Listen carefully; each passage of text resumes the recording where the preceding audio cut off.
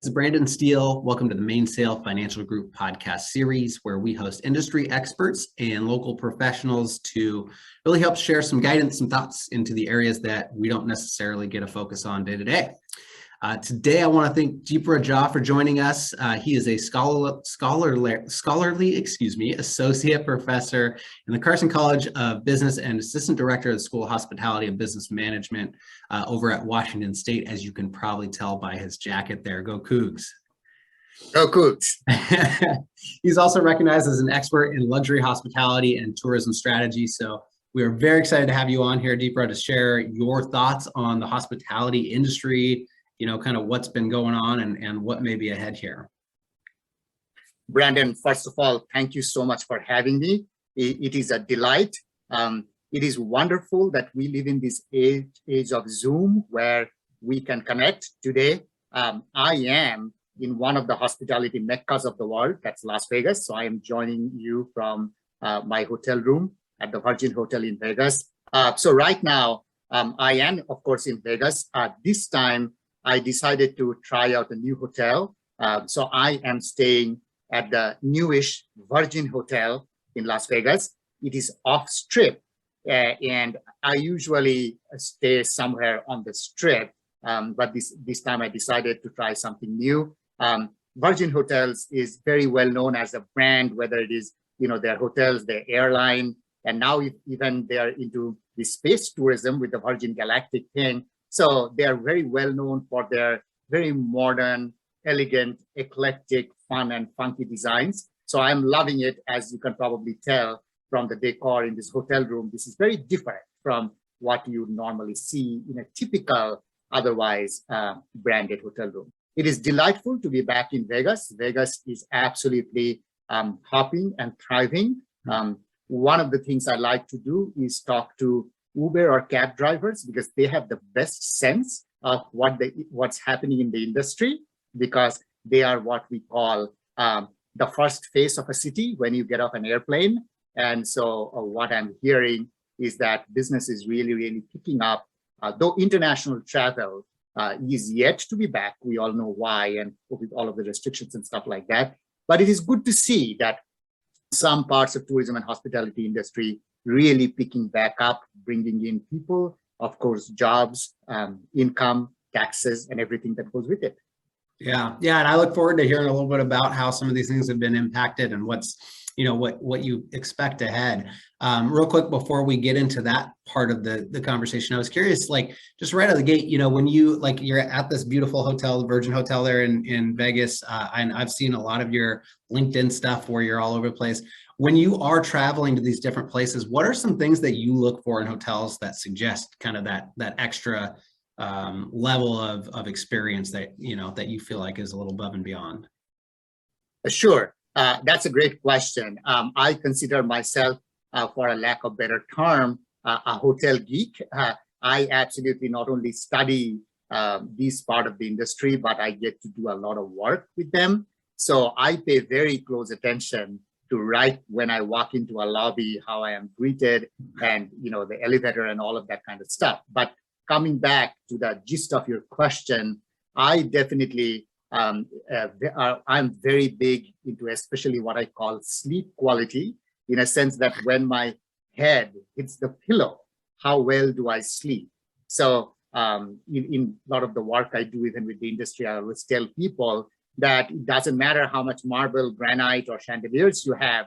At the end of the day, if your sleep quality is not very good or superior, then the person who is staying with you are not going to have a very good experience, because they are probably putting in 6, 7, 8, 9 hours of sleep. So it is very important. Also, another thing is, bathrooms. People are now used to very different types of bathrooms even at their homes. For example, I am not big in bathtubs. So anytime I walk into a hotel room and I see a standing shower, that's excitement for me, because I necessarily do not like standing in a bathtub and taking a shower. But one of the great things about the hotel I'm staying at, or many other hotels, is we are now seeing a transition. Like in the suite I'm staying at, yes, they have a beautiful bathtub, but they also have a very spacious stand-in shower. So it's the best of both worlds. And along with all of that kind of creature comforts, what I essentially look at is the delivery of guest experience, and that has got to do with people, like the people, right? The person who holds open the door for you when you arrive, how you are greeted at the front desk, the housekeeper as you are walking down the hallway, you're leaving your room in the morning. After all, hospitality and tourism is a people business. So at the end of the day, it is the quality of that people and the quality of those interactions that essentially make or break a guest experience. That's, it's funny as you're saying that, like all I'm thinking is how much that relates to our business. We always talk about that here in our offices of, no matter if it's your client or someone else, like whoever's walking down the hall, you want to treat them as if you've known them forever, like those little things that just add up. So, so it sounds like a lot of that carries over to your industry as well, which is, it's just those little things that make people feel a little special. I think that can add up. So do you find that the big names or the boutiques are typically a little more attractive in that area, or is it really not matter? Do both do well? Well, what has happened now is the big names actually have bought up almost all of the boutiques. Okay.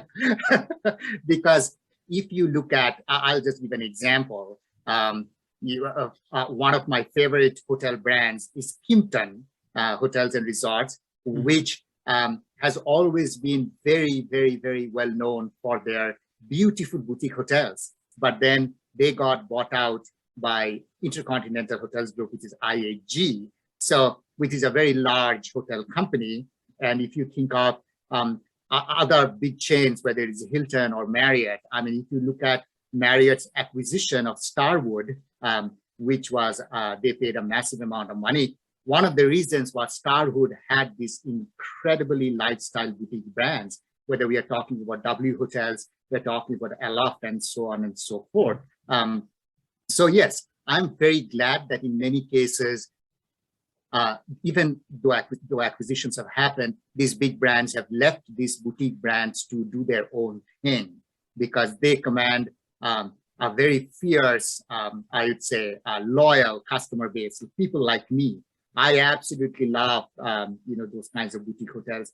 I'm always looking forward to stay in that kind of something very different, something very unique, very innovative about them. But make no mistake, Brandon, there is a need and a demand for the very consistent brand standards that you see some of these big brands. So I'll just take an example. Like, if you talk about a big box Marriott, I mean, it doesn't matter where in the world you are staying, that there are certain consistent features that you are going to get, whether you are staying at a Marriott in Bellevue, or you are staying at a Marriott in Copenhagen, or you are again staying at a Marriott in Dubai. Sure. So I'm just saying that there is definitely a need, but we are seeing more and more the market gravitated towards what I call experiential stays. So people want to experience more than just a sterile hotel room.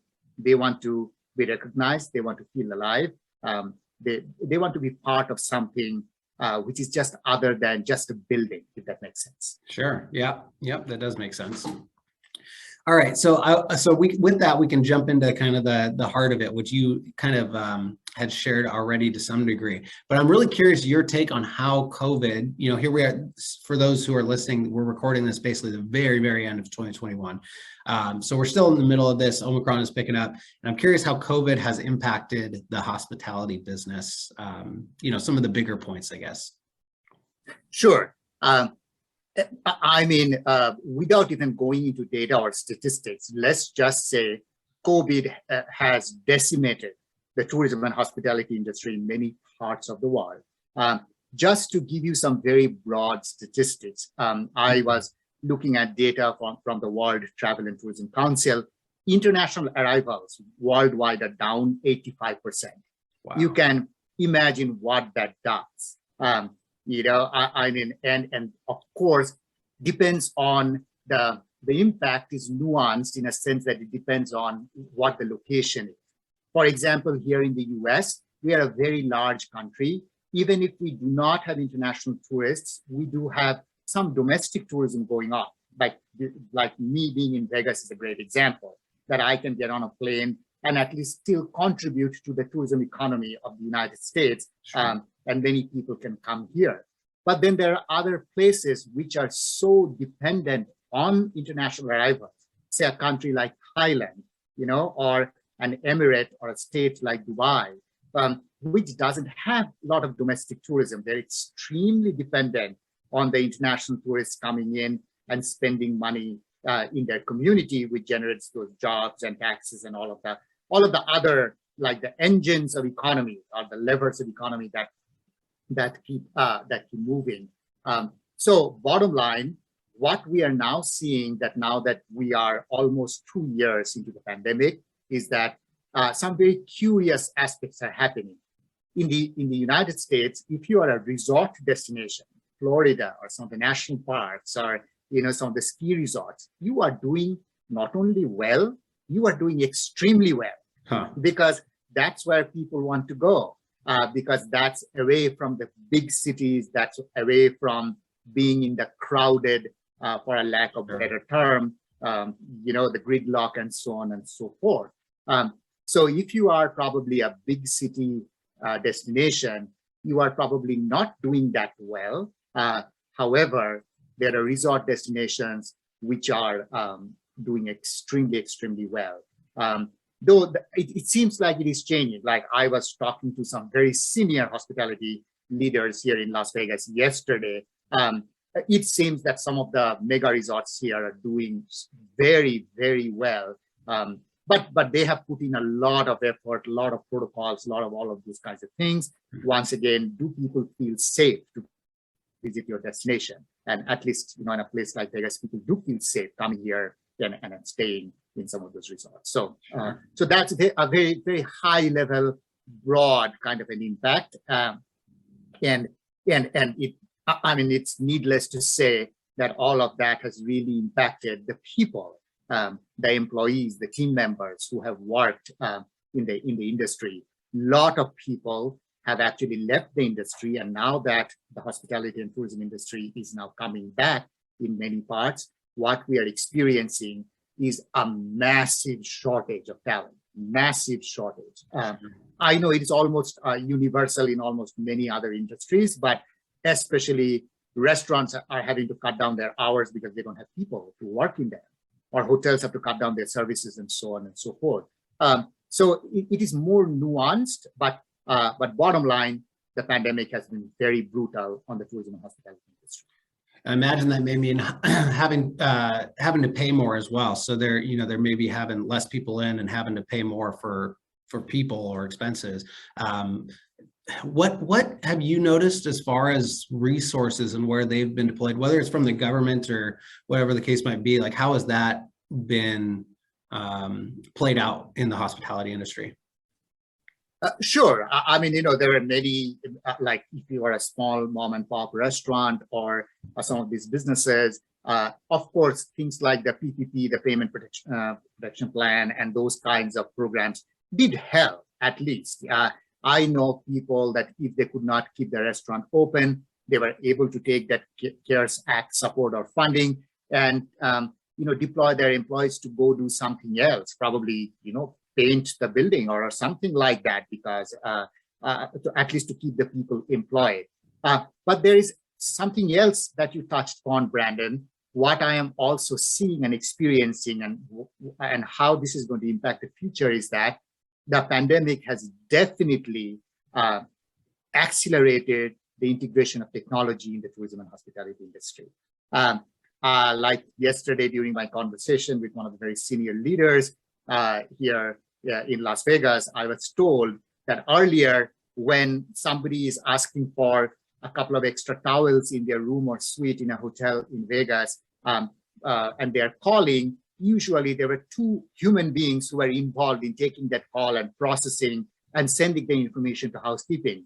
Now it has been cut down to one, and the rest of the process is being handled by a bot or artificial intelligence. Okay. Yeah.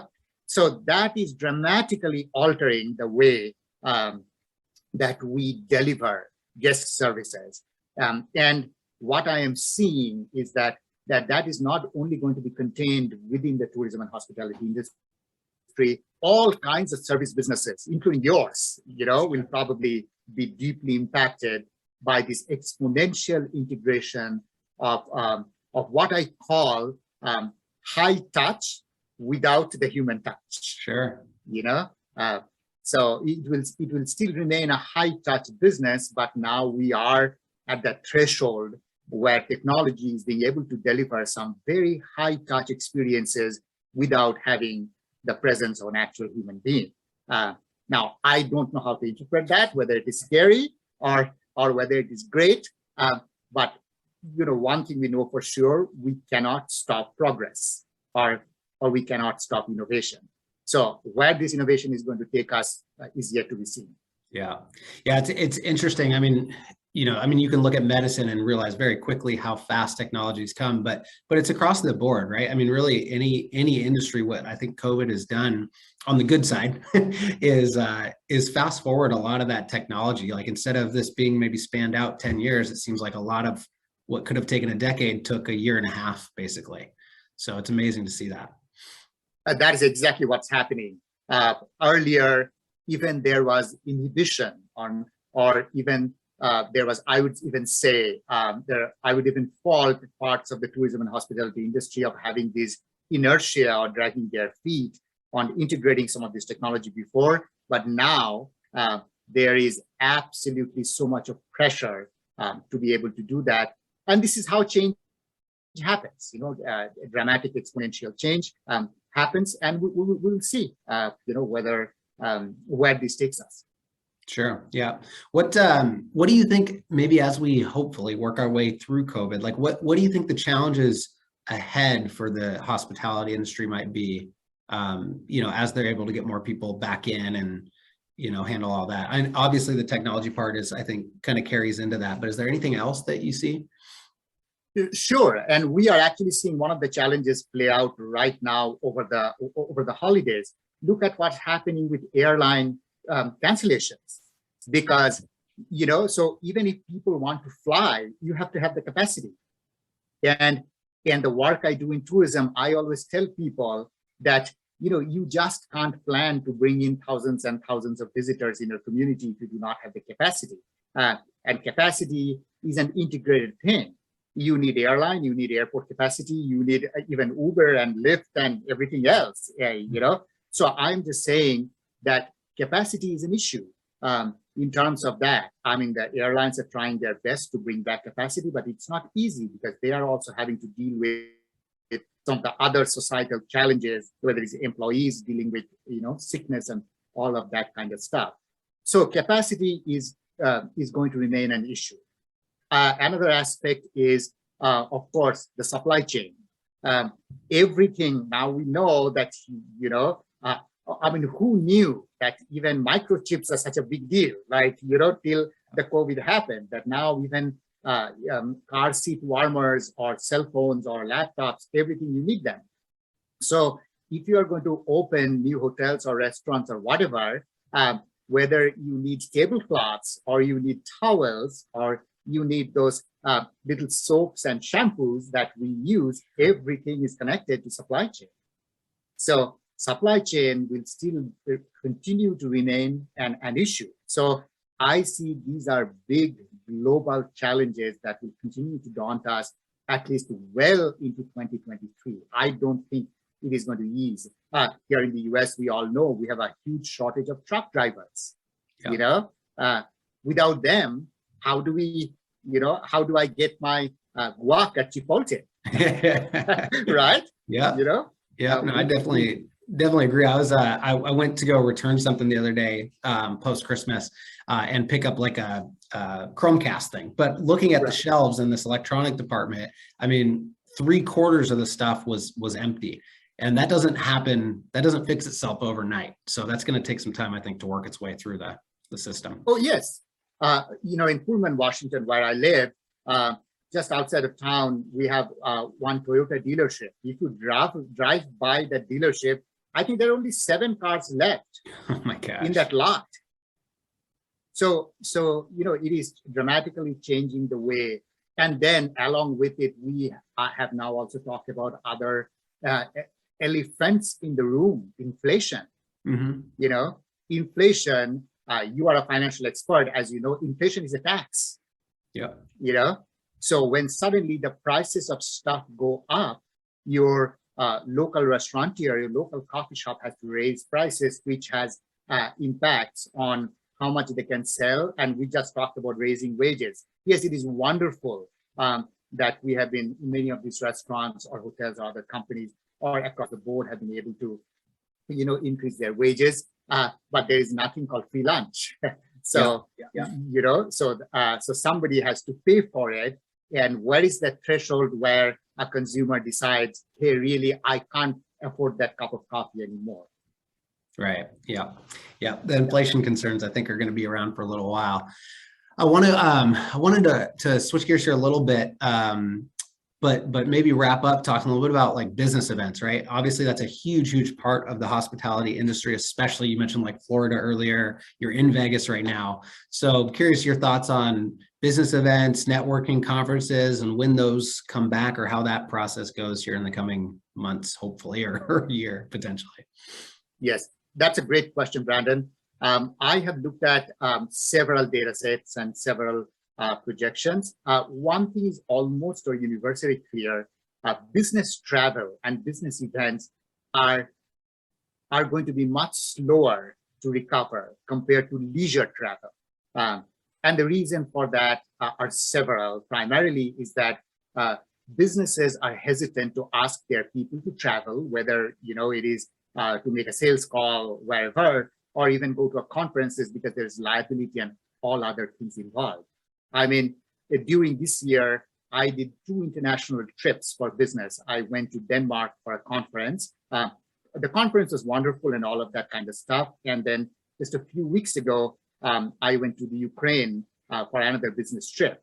Yes, they were wonderful, but the complexity of traveling, just for example, just to travel to Ukraine, I needed to get both a PCR test and an antigen test because it was not very clear what the exact requirement was. Yeah. Then I needed to buy just a special COVID insurance to travel to that country.